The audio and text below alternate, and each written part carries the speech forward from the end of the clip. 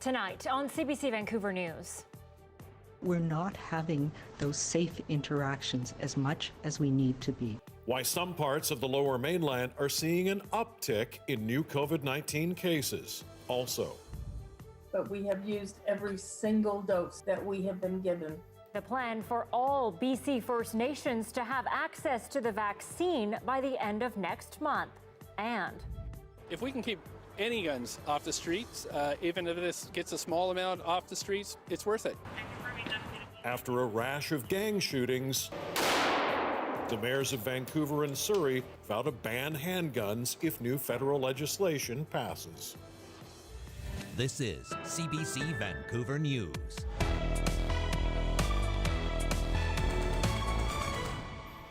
Good evening and thanks for joining us. So worrying statistics today in the BC COVID update. There has been an uptick in new cases. Zara Premji is here live tonight with more on this. And Zara, BC's top doctor is pinpointing two of our health regions as places where numbers are climbing.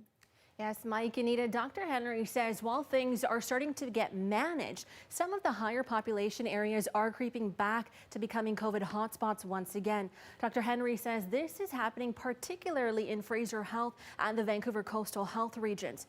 Now, if you take a look at this chart, it shows the spike we saw in the Fraser Health region back in December. And you'll note that red line dropped back down, but can be seen taking an upward climb once again. We've started to see in the last week is the 7-day rolling average of numbers of cases has started to creep up, particularly in Fraser Health. The percent positive, so the number of cases that we have, of number of people who've been tested and the percent who test positive, and the 7-day rolling average of that also is ticking up. Dr. Henry says about 40% of exposures in BC are still from social gatherings. Now, that doesn't mean just big parties, though. It can be as simple as having a few friends over for a games night or maybe something slightly larger. Over the weekend, for example, 2 karaoke parties were busted in Richmond, resulting in thousands of dollars in fines being handed out. Okay, Zara, we've also heard over the weekend from people who have received their first vaccine, but they're still waiting for their second dose weeks after they were supposed to get that second dose. Some suggestion that this has been a wasted vaccine. So what was Dr. Henry's take on that today? She says she's been following data from countries that started vaccinating ahead of us and some from our own local long-term care homes. She repeated that a delay in the second dose of the vaccine, which she calls a booster, won't actually negatively affect people, and she says there's a possibility it could in fact benefit people. We know from other vaccine programs that having a longer interval between your priming dose and your booster dose allows those cells to develop as well, and may be the reason why we have a more longer lasting benefit if we have a longer gap between the first and the second dose. He says it's too early to know just how long the initial immunity lasts in people. Now, with vaccines continuing to arrive this week and next, she expects to get back on track with the vaccination plan soon. But she says places like the UK and Quebec are looking at 90 days between doses, which reassures her we can safely delay that second dose if needed while dealing with the delays in stock arriving. Mike, Anita. Zara Premji reporting live for us tonight. Thanks, Zara. Meanwhile, the province has declared new outbreaks at 2 long-term care homes in Nanaimo, though the first round of vaccinations has rolled out at both. A staff member and a resident have tested positive at Eden Gardens, a non-profit home that cares for people with dementia. And a staff member has also tested positive at Wexford Creek. Island Health will not say if the workers at either facility were vaccinated, but the rollout was underway for residents at both homes. As a scientist and somebody who's worked in the field of vaccines for quite a long time, this is actually incredibly exciting and positive news that we have this very high level of protection in seniors here in BC from this first dose of the vaccine. As Zara mentioned, Dr. Henry says the province is closely following what is happening around the world in terms of how second doses affect the most vulnerable populations. And the plan is still to have all people living in BC's First Nations communities vaccinated by the end of next month. But as Susanna De Silva reports, with shortages across the country, the rollout has slowed. Progress getting vaccines into remote Indigenous communities has been made, but like in every community across the country, vaccine shortages have delayed the process. We have not been able to completely meet the goals that we have set, but we have used every single dose that we have been given to vaccinate as many people as possible. So far, approximately 16,000 people living on reserve have received at least one dose, but another 22,000 doses are needed to get everyone their first shot. The goal is still for that to happen by the end of March. In the meantime, they worry about variants which haven't been found yet and developing culturally sensitive protocols as clinics move into larger communities. Before the vaccine is given, and some of the planning that I've heard talks about, so many minutes per vaccine, and that there will be 40 vaccinators in a large space working at once, where large numbers of people and noise and confusion may be occurring. And for some individuals, and I'm thinking specifically about our elders, that may be overwhelming. This isn't a transactional experience. It's not about the flow through exclusively. For us, it's a transformative experience. It's an opportunity to tell our story and write the story that is meaningful for our First Nations people. The Newhalk Nation says it is set to write more of their story this week, planning to vaccinate another 110 people after Vancouver coastal health officials were forced to apologize after withdrawing more than 200 promised doses in January. Officials say the planning has been better. Both VCH and mostly FNHA for this rollout. So our plans we had worked out together. They had a great template that we just needed to use and follow. The vast majority of doses given out so far have been Moderna, but with shipment timelines still unclear, the First Nations Health Authority may look at using Pfizer as well. Of 203 communities, so far less than half have had some vaccines. Susanna Da Silva, CBC News, Vancouver.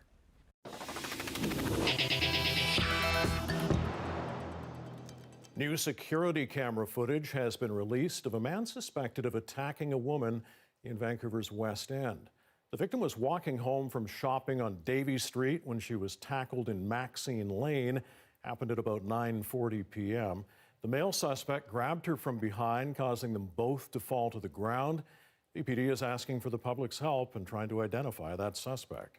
This was an unprovoked attack on this female that was walking home from shopping, something that you and I do all the time. And so it's very concerning to us, as we have mentioned. So we want people to take a good hard look. I know his face might not be that prominent, but again, if somebody does know who this suspect is based on the video that we're showing, please call us. The suspect is believed to be white, about 5 feet 11 inches tall, in his mid-40s. He was wearing a waist-length black leather jacket, dark pants, and a dark face mask. Anyone with information is asked to call VPD or Crime Stoppers. Surrey RCMP is apologizing to a man who was mistakenly arrested last week. It happened in the Guildford area, and it left him with serious injuries. A warning, the images you are about to see are graphic. The man was mistaken for a suspect in an armed robbery last Monday. RCMP moved to arrest him. They claim he resisted. It took several officers to subdue the man, but they had the wrong person all along. He needed treatment by paramedics on scene. Surrey RCMP have offered the man a, quote, complete apology. The Independent Investigations Office is now on the case. And two men accused of invading the home of an elderly woman made their second court appearance today. These sketches show 47-year-old Sandy Parisienne and 41-year-old Pascal Boutelet. The men were arrested last month for allegedly attacking 78-year-old Usha Singh in her Vancouver home. She died from her injuries in hospital. Parisienne has been charged with manslaughter. Boutelet has been charged with second-degree murder. The cases have been adjourned until March 3rd.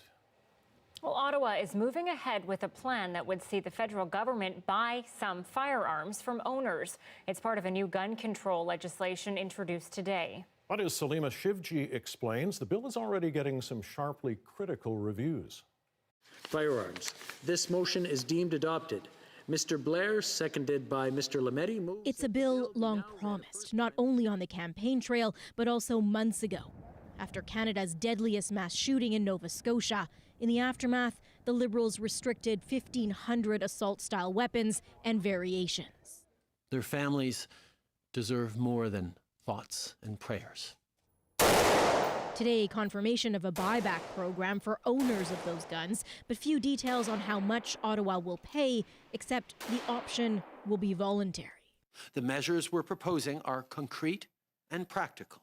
The Liberals leaning into the fact that those who choose to keep their guns will have to follow strict rules. They cannot be discharged. You can't take them hunting. Can't take them to a range. Can't even drive around with them. They've got to be locked up in a safe in your home. And we have rendered it virtually useless as a firearm through the law. And as a consequence, we believe the vast majority of rational firearm owners will choose to surrender them. A belief not everybody shares, with the Bloc Québécois scoffing at the government not forcing the guns to be turned in, like similar programs in other countries. Which makes the position, the law, under many regards, useless. And the Conservatives insisting the legislation completely misses the point. Mr. Trudeau misleads people when he tries to suggest that buying things back from hunters and other Canadians who are law-abiding is somehow going to solve the problem of shooting and criminal gang activity in the big cities. The Liberals, in trying to please gun owners and gun control activists, have ended up displeasing both. It's a bad situation for a lot of people who haven't done anything to deserve it. I heard a lot of window dressing, a lot of slogans. We've sacrificed enough. And, if the Liberal government doesn't come through now, when will it ever? And she's convinced the bill won't even move forward in a minority parliament with an election looming and the politics on the issue deeply entrenched. Salima Shivji, CBC News, Ottawa. Meanwhile, the mayors of BC's two biggest cities are now vowing to ban handguns if that new federal legislation passes. The mayors of Surrey and Vancouver say the recent spate of shootings and gang fights are the major reasons. Our Dan Burrett joins us now live with more on this. So Dan, how would this work? Well, the bill would allow cities and towns to ban handguns, but as we heard, would also create a buyback program for banned firearms. Criminal penalties for gun smuggling and trafficking would also rise. The Lower Mainland has seen a spike in deadly shootings recently, though it's not clear if all of them involved handguns. However, the Integrated Homicide Investigation Team has been busy in Surrey, Burnaby, and elsewhere looking into more than half a dozen fatal, targeted, or gang-related shootings since late last year. One of them killed a 14-year-old boy in Burnaby. In a statement today, Surrey Mayor Doug McCallum says he's asking city staff to immediately work on a bylaw councillors can approve as soon as possible. Another councillor agrees with a ban, but says there's more to do ahead of time. I think one of the best ways to resolve a lot of the gang violence is early intervention with young people. We need to be reaching out to kids as young as 10 or 11 who are getting sucked into gang activity and providing them with more healthy alternatives so that they don't get sucked. Vancouver Mayor Kennedy Stewart, meanwhile, claims the proliferation of handguns is the biggest threat to public safety. Stewart was asked, though, what will happen to law-abiding handgun owners and concerns handguns used in crimes may not be legally registered. Stewart says he has a license for registered and non-registered weapons himself. We don't need one more handgun on the streets of Vancouver. If people want to shoot their guns at gun clubs, they can go and do that. They could leave them locked up there. They don't have to, have them in their homes. And so I expect council will support me on this. I think the citizens of Vancouver support me on this. Still, those measures he suggested may run counter to what we just heard from Minister Blair. Any city ban will take some time, though. The bill still has to get through the House of Commons and the Senate. Anita, Mike. Dan Burrett live for us tonight. Thank you, Dan. And a warning from SFU tonight. A cyber attack has exposed the personal information of students, staff, faculty, and even applicants. The school says banking details, social insurance numbers, and account passwords are not part of the breach, and that for the most of the people affected, the exposed information is limited to student or employee IDs and things like admissions or academic data. Staff are reaching out to anyone directly impacted who has an email address on file. Members of the SFU community can check if any of their data was exposed through their school account. Well, people living in Northeast Vancouver now have access to a new urgent and primary care center. Located near the corner of Hastings and Caslow, the new center will handle patients who need care within 12 to 24 hours, but don't require an emergency department. It's open Monday to Saturday from 8 a.m. to 10 p.m., Sunday from 9 to 5, and on stat holidays, those same hours. It's the 4th urgent and primary care center to open in the Vancouver Coastal Health Region. And as COVID restrictions have been tightened for international air travelers, the rules for flight crews have stayed the same. Now, crews are effectively free to move around at will. Briar Stewart has more on the growing concerns that's creating. After this Air France crew checks into their Vancouver hotel, they're free to grab a meal at a restaurant, even hit up a ski resort if there's time. They don't face restrictions because they're deemed essential workers. The federal government says crews should limit contact with local workers, crowded areas, and public transit, but there's no requirement to isolate. It is a big concern. Actually, there's more flights than we think, we realize. There are a lot of flights coming in and out of Canada still, and there's still hundreds of passengers testing positive. This public health professor says given the concern over COVID variants, she believes there should be more restrictions. So you think about if they did come in from a country where, there's high exposure, or anywhere really, they may be putting Canadians at risk. She believes Canada should follow countries like Australia and Taiwan, where flight crews returning home have to isolate and foreign flight crews have to stay in their hotel rooms. For areas like Hong Kong, you're actually quarantined in your room. So if you have a layover of 24 hours, 48 hours, you're in your room that entire time. You're actually not permitted to leave. You have to do testing prior to departure to make sure that you're, COVID-free. The federal government has hinted that it could institute more testing for essential workers, but it's not clear if it would extend to foreign and domestic flight crews. And so far, there's been no talk about making them isolate. They are, as essential workers, allowed to come into the country, but our expectation is people will conduct themselves responsibly and not engage in behaviors that put others at risk. Non-essential travelers coming to Canada have to quarantine even if they've had the vaccine. That's because the government acknowledges that foreign travel is a risk. The question is why then is the government not applying that to flight crews from outside the country? Briar Stewart, CBC News, Vancouver.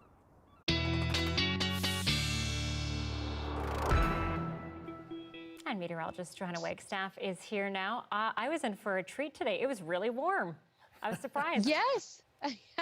Yeah, what a reversal. It's like the snow this weekend was a distant memory, if not for some patchy remnants. I think I've got the last of it. I'm going to put it in the fridge and save it. I'll bring it out for a summer's day. Yeah, it's melting quickly across the South Coast thanks to mild temperatures today. Let's take a look where those numbers are at right now. A 7. Just dropped to a 6 as we got the hour data in for YVR. 4 out towards Abbotsford and hanging on to 7s down around Victoria and the southern Gulf Islands. Why does it take you through the overnight forecast, though? Temperatures dropping to around the freezing mark tonight, stopping you at 7 a.m. So waking up tomorrow to the freezing mark, especially down towards Surrey, New West, Richmond, just below that 0 degree mark. So it's a chilly night tonight, and that's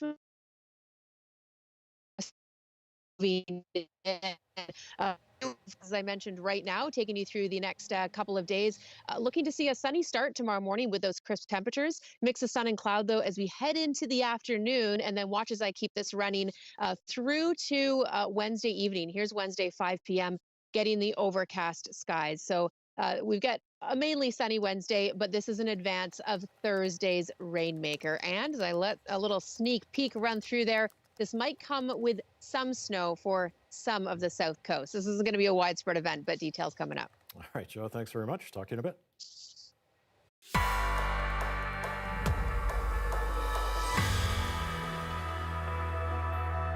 Well, he was one of the key figures who helped get BC's Black History Month off the ground. Emery Barnes was a pro football player, a human rights advocate, and a trailblazing politician. CBC's John Hernandez spoke with his family, who carry on his legacy. Let's clean that off a little bit. Emery Oakland Barnes. Constance Barnes won't let her father's legacy collect even a speck of dust. My father was all about non-judgmental. It doesn't matter your color, your size, what you think you should be, how much money you're making. She's talking about Emery Barnes. This is a time for us to say, hey, enough is enough. An historic British Columbian with modest roots in the Deep South. Barnes was born in Louisiana during the Jim Crow years. He was from a poor family, but he was rich in athletic talent, from high jump to boxing and to football. It was all about the sports. That's what got him out of the hood, so to speak. You know, he was not, came from a very poor family. He was drafted to the Green Bay Packers in the late 1950s, a time when racism was rampant in the NFL. He wasn't allowed to actually eat with the other players. He wasn't allowed to eat with them. He wasn't allowed to stay in the same hotels. But he stuck with the sport, later joining the CFL and signing with the BC Lions. After a Grey Cup-winning season in 1964, he left football behind and earned a degree in social work. Beloved on and off the field, he was approached for a career in politics. He was well known because the last year he played was 64, Grey Cup. So he's well known, and people gravitated towards him. You know, he was 6'6", big, huge black guy, but he was also very warm and embracing. He won the Vancouver Centre riding in 1972, one of 2 black people elected that year for the first time in BC's history. He held his seat for more than 2 decades. Along the way, he was never shy to take a stand for the underdog. We don't really understand the impact of poverty. Poverty obviously is not just dollars and cents. In 1986, he sent a message to lawmakers moving into Vancouver's downtown east side and attempting to live on a budget of $350, the same as BC's welfare rate. Day 23, I was broke. I had 8 cents. I had no cash. Barnes' energy rose above party lines. He was elected to House Speaker in 1994, the first black person ever given the title. He received the Order of BC in 1995. His list of accolades fueled by the racism he long endured. I think it made him fight to be more, to prove more, that he could succeed. He died of cancer in 1998, but his legacy lives on, from his public park to his wife and kids, who continue to advocate for the people he fought for. And I realized you got some of your pops in you. John Hernandez, CBC News, Vancouver. Yeah, Emery was a giant of a man in more ways than one, and I still remember when he did when he moved to the downtown east side as part of the welfare experiment there. But yeah, a profound impact on our community for certain. Definitely. Okay, as part of Black History Month, we have been sharing stories like that one, like the legacy of Emery Barnes. But we also have content going out on other platforms you won't see here on TV. Our latest web feature explores the culture behind black hairstyles. Black Hair is Black History captures some of the diverse hairstyles within the local black community. Visit our website, cbc.ca/BC, to learn more about the shared experiences that black folks have had during their hair journeys. And a quick reminder, you can also watch our newscasts live on CBC Gem. CBC Vancouver is also on Facebook, YouTube, and Instagram. Well, after weeks of supply delays, vaccine delivery to Canada is expected to quadruple this week. Why that doesn't necessarily mean COVID immunizations will ramp up. We'll explain that next.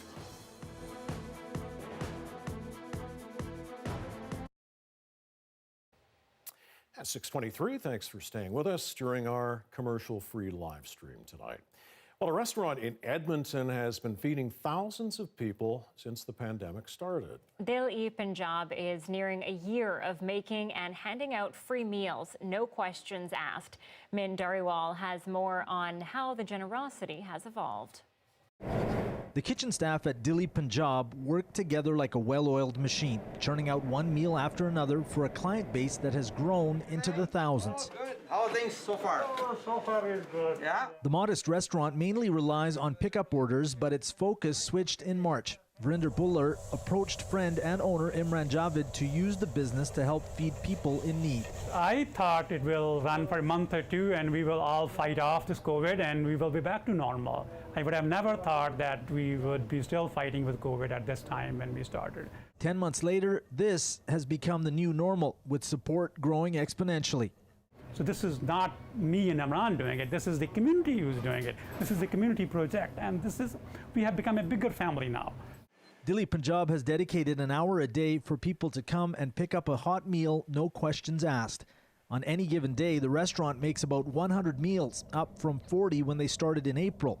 It peaked in December when they served 3,400 meals.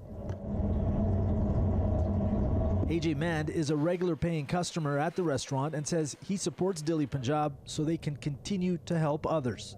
What they've done for the community is amazing. You know, just at this time here being so difficult and people having a hard time, and just fantastic. Satisfying and meaningful work for the restaurant staff too. And those are the customers, they help us in the past, right? So now it's our duty. We help them in this hard time. Buller and Javed say government grants and donations from the community is what's kept the program going. I think the COVID has brought in something special in all humans, that we're all in this together. And we should be thinking about others, not about ourselves, thinking more about others and helping more for the other people. And that is what I think COVID has brought a positive in our life. Buller says some who relied on the free meals have since gotten back on their feet and in some cases have helped support the program. It's something Delhi Punjab plans to continue as long as it can. Mindariwal, CBC News, Edmonton. This is amazing and very common in the Punjabi Sikh community. You know, Sikh temples, gurdwaras, hand out free meals all the time. So it's nice to see them carrying it on into the businesses. Yeah, it sure is. It's also making me hungry. I think it's making everybody hungry. We're getting messages from our producers saying, I'm starving now. Yes, exactly.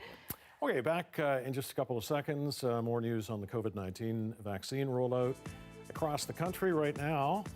A view of downtown Vancouver from our camera atop the CBC.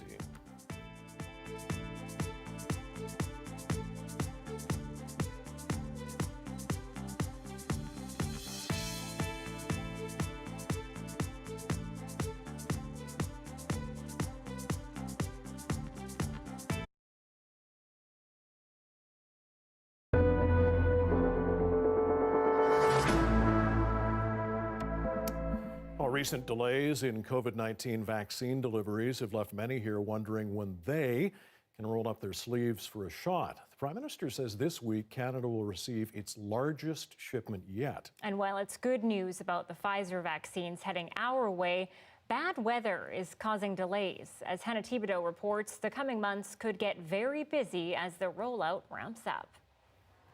This week, we are on schedule to receive our single largest Pfizer vaccine shipment to date. After weeks of frustrating delays, optimistic words from the Prime Minister. But already another unexpected glitch. Snowstorms across the U.S. held up deliveries by a day. When they're back on schedule, here's how the vaccines will be distributed this week. BC and the Prairies will get just under 130,000 doses. Atlantic Canada, almost 26,000. Quebec, more than 91,000, and Ontario, nearly 157,000 vaccines. This Liberal government is failing. NDP leader Jagmeet Singh wants the government to fund federal vaccination sites across the country and involve the military. The government says if the provinces need extra help, they'll get the support. But it properly is a provincial jurisdiction to determine the populations that they'll vaccinate in which sequence. Using guidance from the National Advisory Committee on Immunization, each province has prioritized who gets the vaccine first. And that leads to the biggest question for Canadians.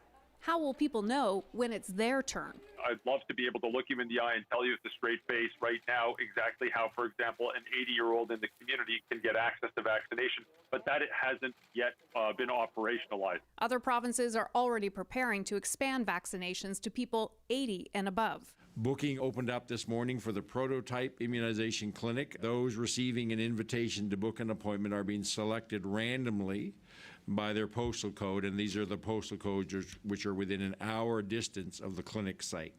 Most provinces are planning on using call centers and online reservations to book vaccination appointments. But now that the vaccines are coming, the trick will be execution, and there's no time to waste. Hannah Thibodeau, CBC News, Ottawa.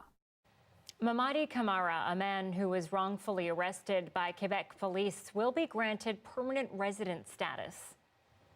Que cette Chambre demande au ministre de l'Immigration, des Réfugiés et de la Citoyenneté d'octroyer dans les plus brefs délais la résidence permanente à Mamadi Farah Camara. Adopté. The House of Commons unanimously adopted the motion. The Premier says that Camara will be granted a selection certificate from the province of Quebec as soon as he gets his papers from Ottawa. The PhD student spent 6 days in jail after being wrongfully accused of trying to kill a police officer. Originally from Guinea, his student visa expires in May. Now to some frantic moments at an Ontario school playground today. A 12-year-old boy is in hospital tonight in serious condition after he and a little girl were trapped under a fence following a snowplow incident. As Greg Ross reports, witnesses say the children were trapped for more than 5 minutes. Try to push the fence like this, really hard, like that. Noel Sebdino described some frantic moments this morning as he worked with a group of people to free 2 children who were trapped under this gate and a pile of snow. I saw them holding the fence, and then that's why I ran over here, and then I was busy holding the fence there. Sebdino says he realized the kids were in danger moments earlier when the snowplow driver frantically asked for his help. He said, can I borrow your shovel? He said that he wants to dig the kids out. The snowplow driver had just pushed a pile of snow up against the gate, which backs onto Julie Payette Public School in Whitby. The gate and the snow collapsed on a 12-year-old boy and a 12-year-old girl who were playing on the other side. Witnesses say they were trapped for more than 5 minutes before being rescued. The young girl was treated for her injuries, which were minor in nature. The 12-year-old boy had suffered some serious injuries. Other residents in this neighborhood were shocked and saddened when they realized what had happened. It was definitely shocking, for sure. I don't think that happened very often. So crazy. I don't understand how that happened. You wouldn't think something like that would happen. That 12-year-old boy remains in hospital in serious condition. In the meantime, Durham Police and the Ministry of Labor are investigating. Greg Ross, CBC News, Whitby. Reduced service, airport shutdowns, how BC's smaller airlines and other aviation businesses are trying to survive during the pandemic.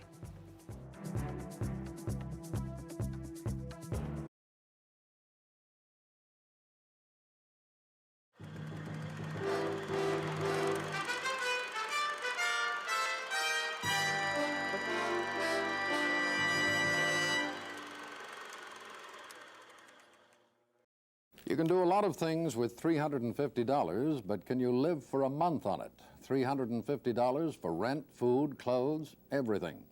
That's how much the British Columbia government pays some people on welfare.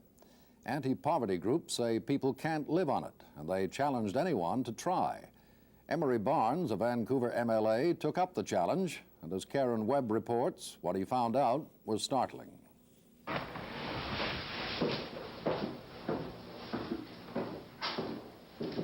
For a month, it was to walk in the worn-down shoes of a welfare recipient. His goal was to rent a room, live on a welfare budget. New Democrat MLA Emery Barnes wanted to find out firsthand what poor people have to say about poverty.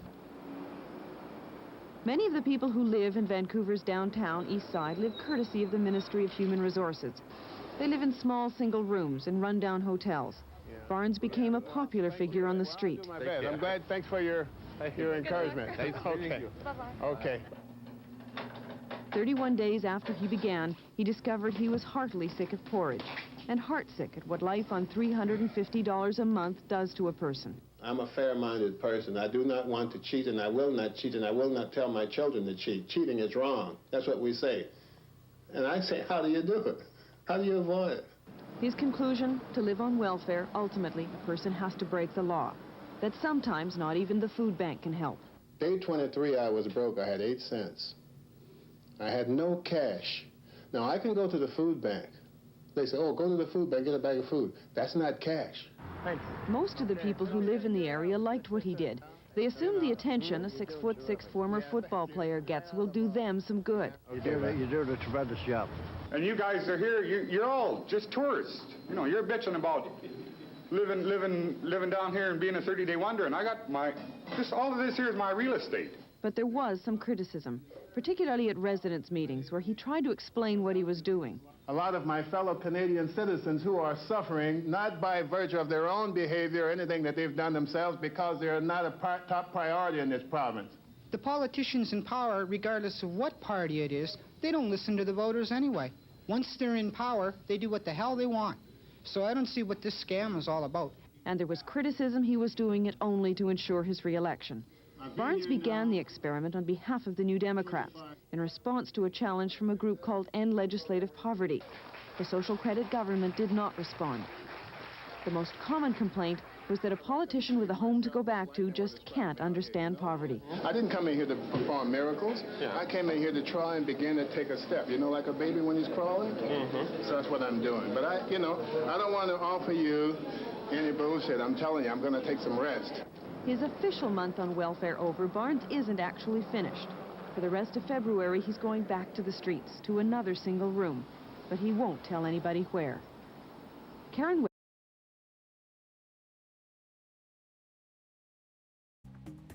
Some of the stories we're following tonight on CBC Vancouver News. Once we start to see increases, they rise very quickly, and then we go back to playing catch up again.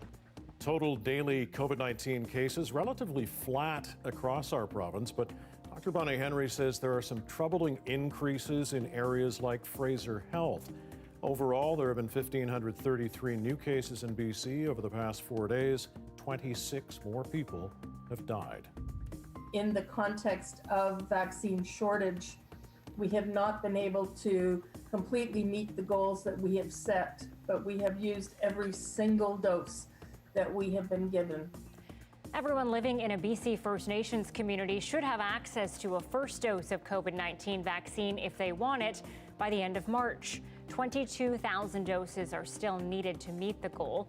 The rollout strategy is to get the vaccine to the most remote of BC's 203 First Nations communities first, and then work inward.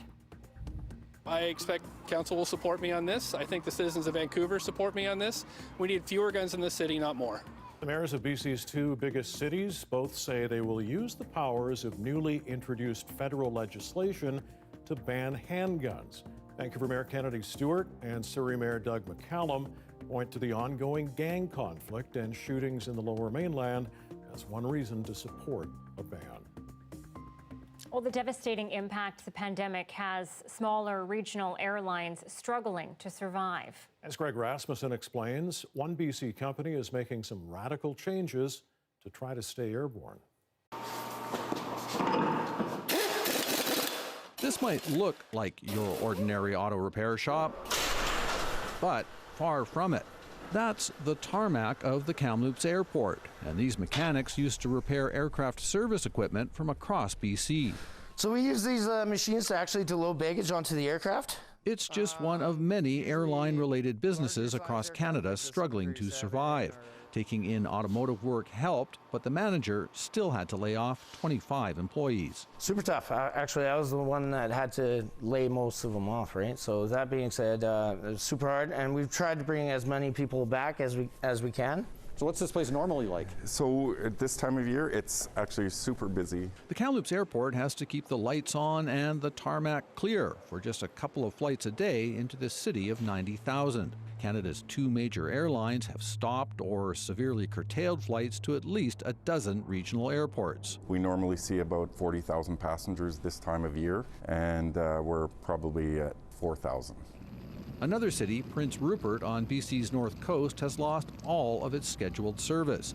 Chantel Shaw was on one of the last Air Canada flights in December, taking her 11-year-old son to Vancouver for surgery. As a First Nations woman, I feel like, what are we going to do as a society up here in the middle of nowhere? There's, not everybody has a vehicle. Airline and airport operators say they're losing money because the whole system is supposed to be funded by a steady flow of passengers. Despite ongoing talks with Ottawa, there's been no agreement on a federal aid package. So what's an aircraft like this worth? About $3 million Canadian. Regional airlines are still serving many of Canada's small and mid-sized communities. BC's Pacific Coastal has scaled back, but it's also trying to open up new routes. We're looking for small pockets of opportunity to continue operating the business.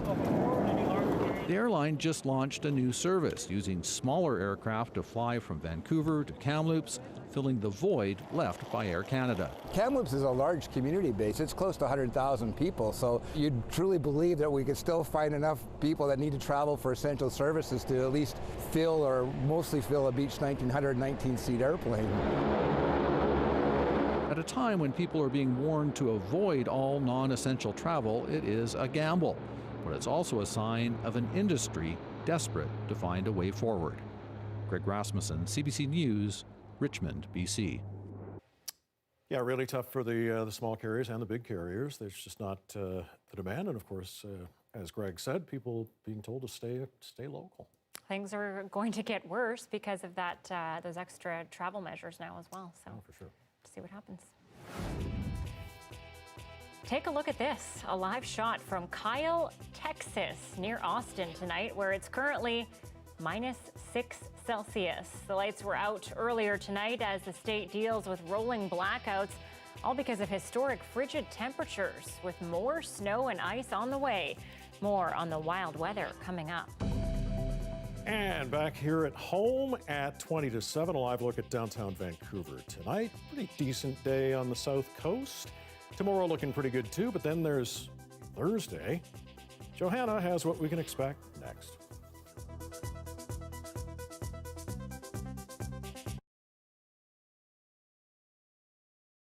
My school is going through a weird phase. Tell me about that.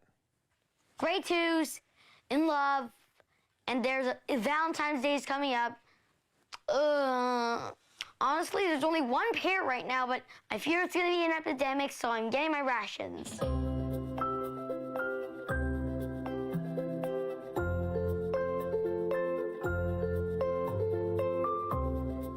What does love mean? Excuse me, what? Oh, God. Oh, God. Love is when we help one another and we respect one another. I guess love is a feeling. It feels nice and warm and cuddly. That's so nice. That was like the most beautiful thing. I almost had a tear in my eye. Thank you. I didn't even know how to respond to that. Do you think everyone has love?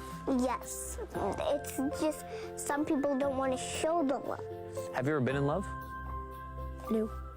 Nope. Never. No, I'm 11. No, because I'm too small. I'm too young to have a boyfriend or a girlfriend. Small people can't fall in love? No, only big people, like you. I love my mom.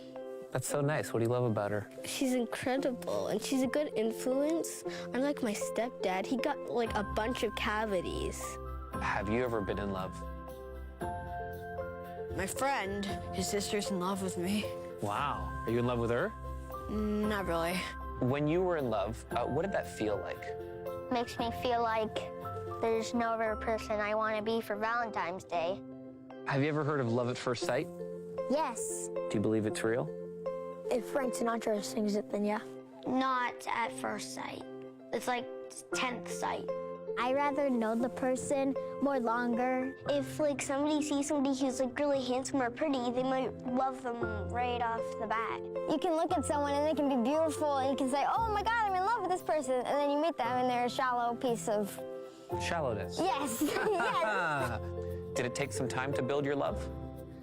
Yeah, just a little talks at recess. What do you talk about? Stuff. I don't know, love's gross. Like kissing it. Ugh. Ew. Hugging other people. Oh well, my hugging God. is okay. Like friend hugging is okay. Yeah. But kissing is gross. Just gross. Totally.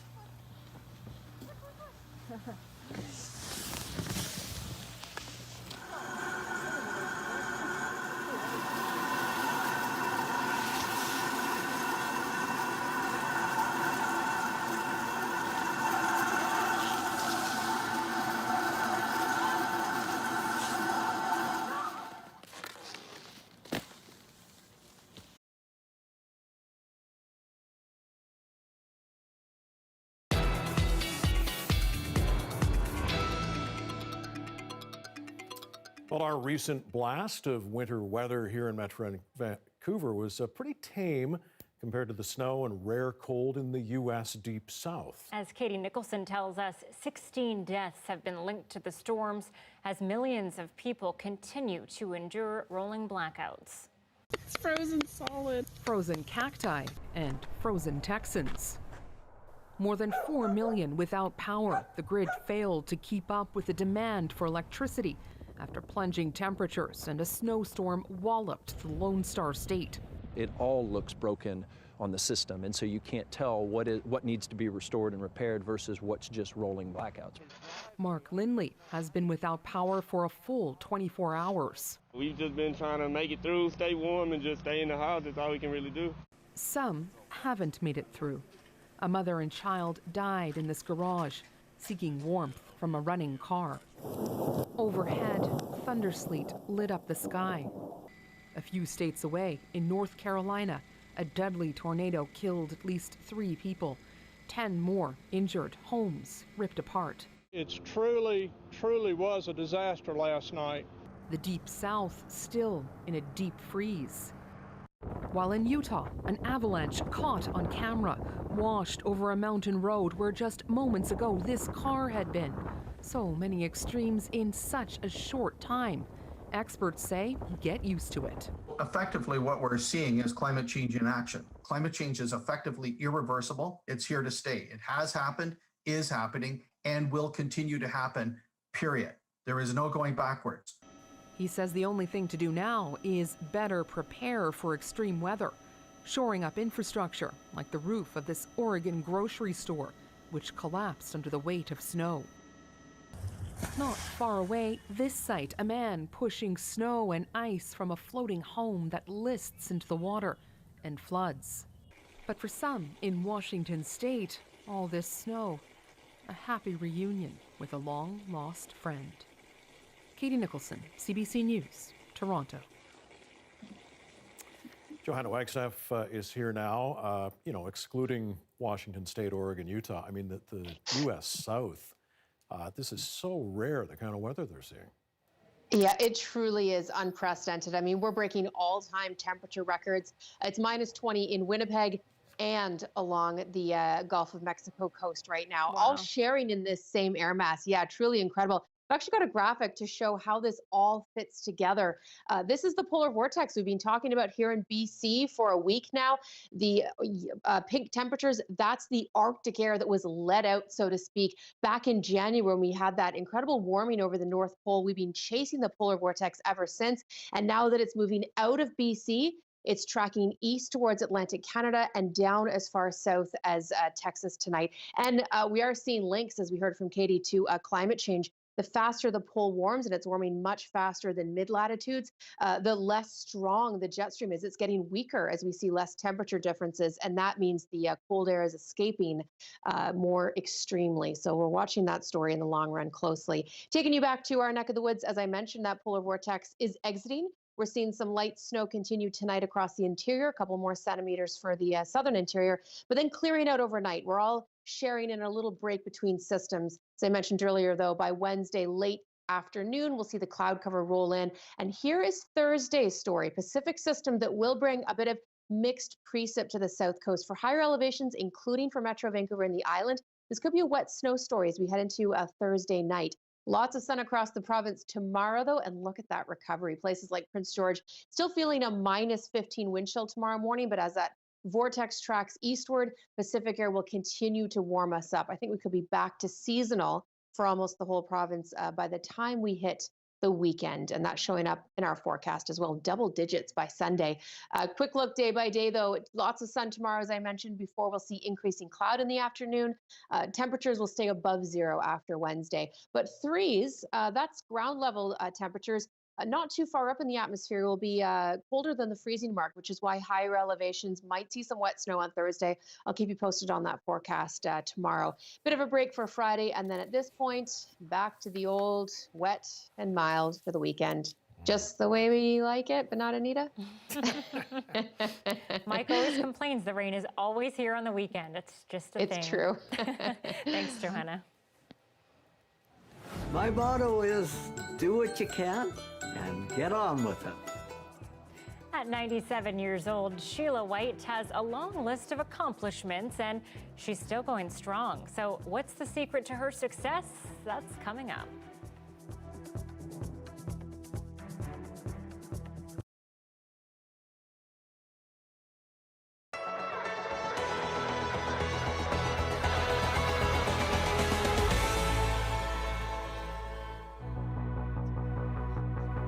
This is Safe Space. It's been flying off the shelf. We literally haven't been able to produce enough of them and keep them in stock long enough to fulfill all the orders at this point. The way the technology works, each individual has a badge that they wear, kind of like an ID card. It's a clippable badge, can go onto a vest pocket, can be clipped to a hard hat, you name it. And when those badges get too close, they'll alert the user that they need to back up, and they'll do that by an audible alert. There's also a haptic vibration feedback, and then there's a light on it as well that will flash to let them know. We could see 2 meters is much further than you think. I think we just kind of found ourselves in a place where we could help. We actually had a lot of clients come to us and say, we've already got your system in place, and you know, we know where people are in our environment because of your system. Can you help us do contact tracing and, you know, alert people if they're closer than 2 meters? And we said, of course we can do that. That's actually much easier than what we normally do. And I think we've seen kind of currently a lot of the contact tracing resources are you know, really strained and perhaps inadequate with the scale of the pandemic at the moment. And so, but good contact tracing is how you prevent additional spread. And so by being able to offer this to companies so they can do it automatically, basically, you know, with a couple clicks and get a full list of people that should isolate, it allows you to really start to protect your staff. Because right now the real scary thing is that, you know, a lot of these environments, they're not doing anything. You know, they're just business as usual, and, you know, basically even if someone has a case, they isolate, but they don't necessarily go through and find the tens or hundreds of people that they've had contact with who should also be isolating. So it really does give corporations the ability to be surgical in their contact tracing so that they're not forced with the option of do nothing or completely shut down, you know, a whole division. This is actually showing the number of unsafe interactions between 2 of the badges. We built the system with privacy in mind right from the outset. And so a lot of our customers actually don't attach confidential information to the badge. So it's really just an ID number that gets attached.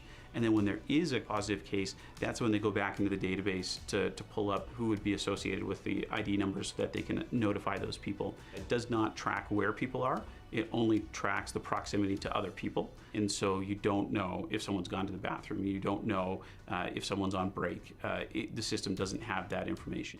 We're in mass production now, and we're available shipping to 8 different countries at the moment and producing into volumes of tens of thousands, getting into hundreds of thousands with some of the recent orders.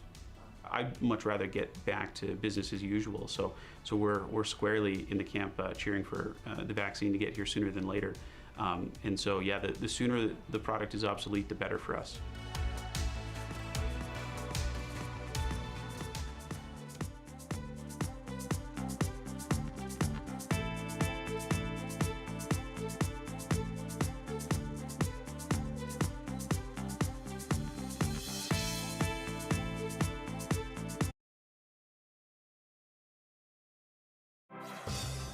Hi, I'm Amy Bell, and here's what's in your CBC Vancouver inbox. On March 8th, join Michelle Elliott and SFU Public Square in a conversation on COVID, motherhood, and paid and unpaid work. Learn more at sfu.ca/public square and subscribe now to Pieces, CBC-BC's new original podcast. Go on a journey with host Jeremy Ratt as he grapples with his Indigenous identity and understands his past.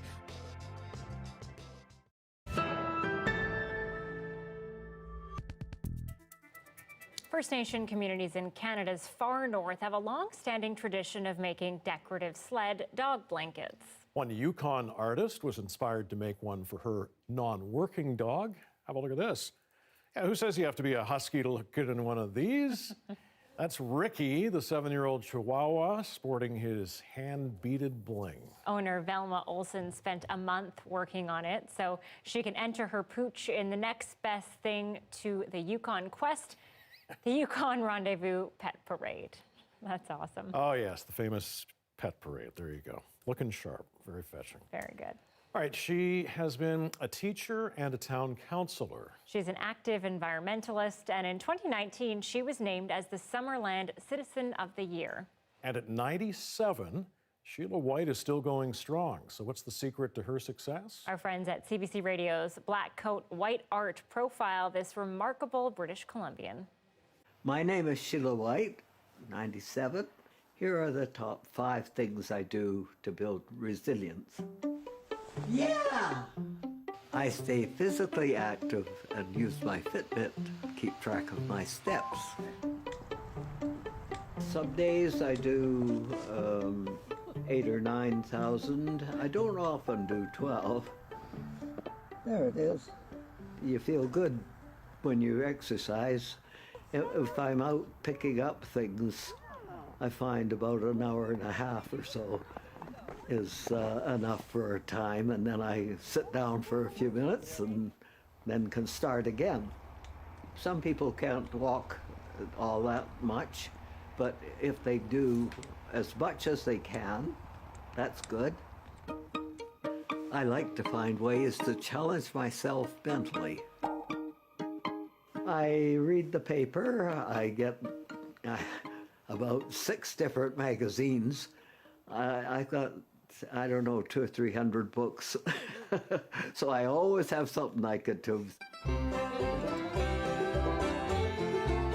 When I graduated from high school, I worked on a farm all summer for 10 cents an hour. And hard work, too. I really worked hard.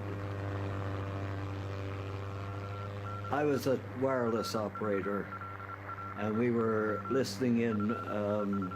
The squadron we had was convoy patrol and anti-submarine work.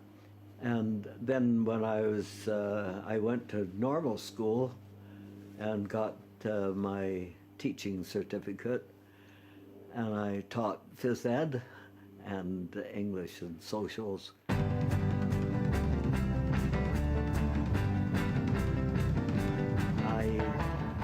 Nominated myself and ran for council. I didn't make it the first year, but I made it the next 18 years. I really like to be with family and friends and keep in touch with them all, too. It makes me feel good. I like people. And I like to chat with them. We can't do too much together now, but there are a number of people I would like to see and to do more with when we can again. And I hope that day comes soon, but I'm afraid it's going to take a while. I make sure that I'm engaged in my community as much as possible. Well, there's always something to be done. There's people to meet. There's lots to do if you look around, and there's always volunteer work too. And I've done quite a lot, I guess, over the years of volunteer work, which is, you could feel proud that you're doing something. You don't want to boast about it, but you join many others who are helping in the community and helping other people, and that's a good feeling. My motto is, do what you can and get on with it. I just take things as they come. I try to fit in and try to make the best of it. I think that's all you can do, because sometimes life throws funny things at you, and you have to adjust and fit yourself and pick yourself up and carry on.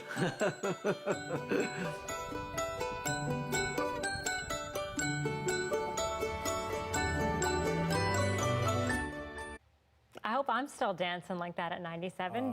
Do what you amazing. can and get on with it. I Yeah, like it. exactly. 97, still going strong, that's for sure. Okay, just a reminder, you can always watch our newscasts anytime online, cbc.ca/BC. Our next local news is at 11 o'clock with Dan Burrett, and we have some more pictures for you tonight. Black hair is Black history. We leave you with those. It's capturing some of the diverse hairstyles within the local Black community. You can check out more on the website aforementioned. Have a great night. Thanks for watching.